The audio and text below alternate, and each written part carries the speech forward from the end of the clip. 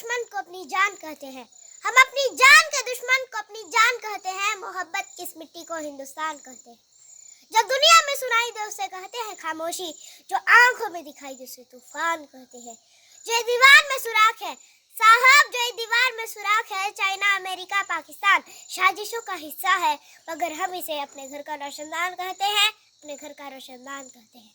परम सम्माननीय निर्णायक मंडल के सदस्यों, सभा में उपस्थित सभी गणमान्य व्यक्ति, मैं पाठशाला पाटा गोपालपुर 2 से 30वीं कक्षा की छात्रा देशभक्ति और राष्ट्र निर्माण पर अपने कुछ विचार साझा करना चाहूंगी।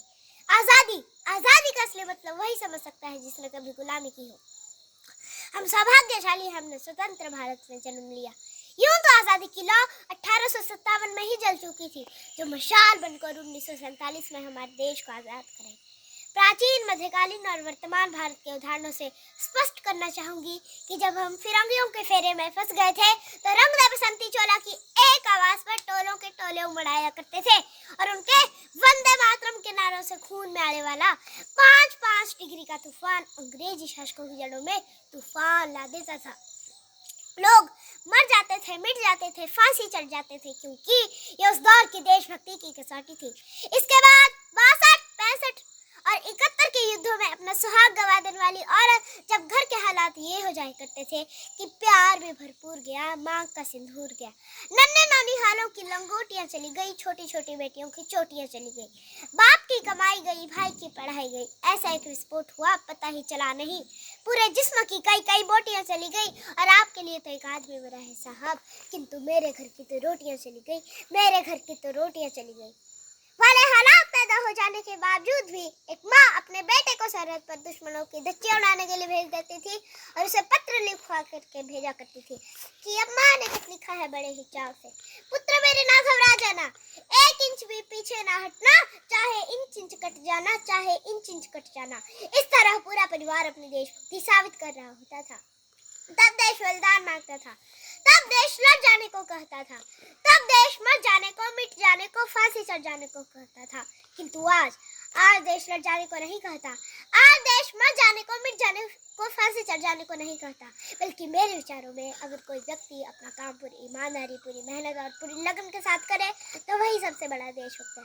मैं नहीं मानती कि फेसबुक और व्हाट्सएप के डीपी को 3 रंग में रंगना ही देशभक्ति है, और यदि आप कहेंगे कि साल में 2 बार हाथ में तिरंगा ले लेना देशभक्ति है, तो मैं पूछना चाहूंगी कि फुटपाथ पे रहने वाला वो बच्चा ट्रैफिक की छाव में नंगे पांव में जब तिरंगा बेच रहा होता है तो क्या उसे आप उसकी देशभक्ति कहेंगे?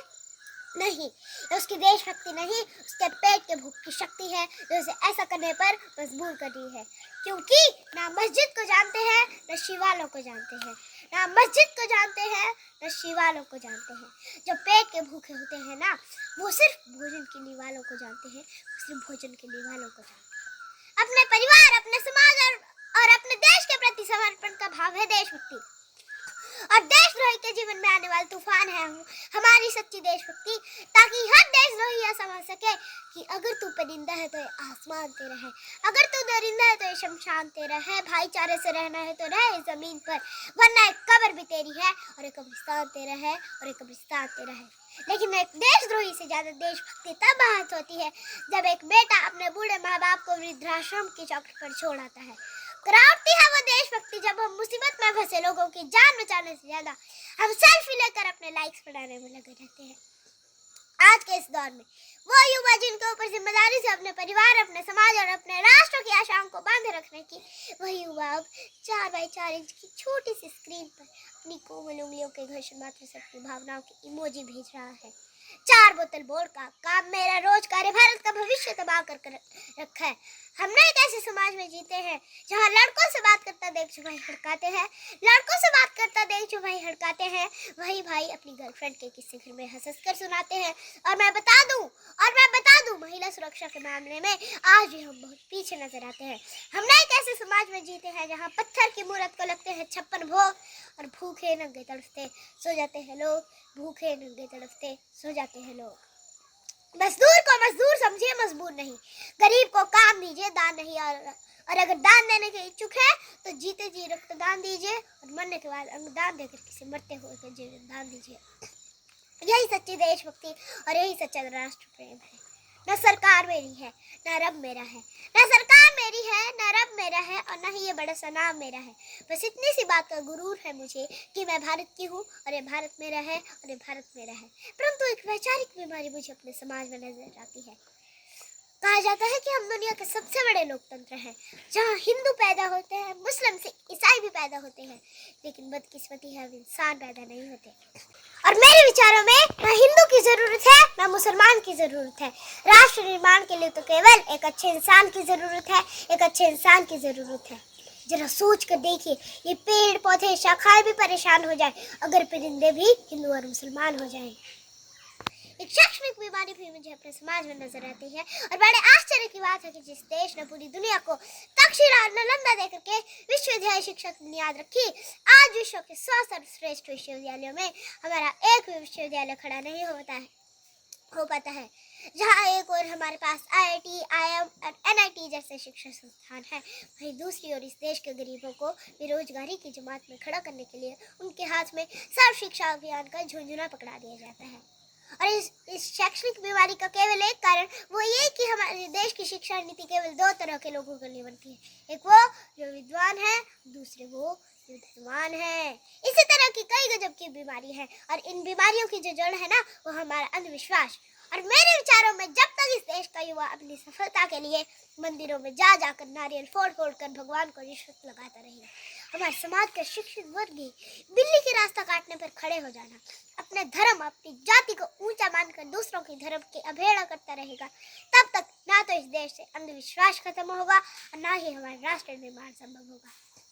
हमारी संस्कृति, हमारी सभ्यता को दुनिया ने शीश नवाया है, तो फिर क्यों आस्था के नाम पर हमने अंधविश्वास फैलाया है।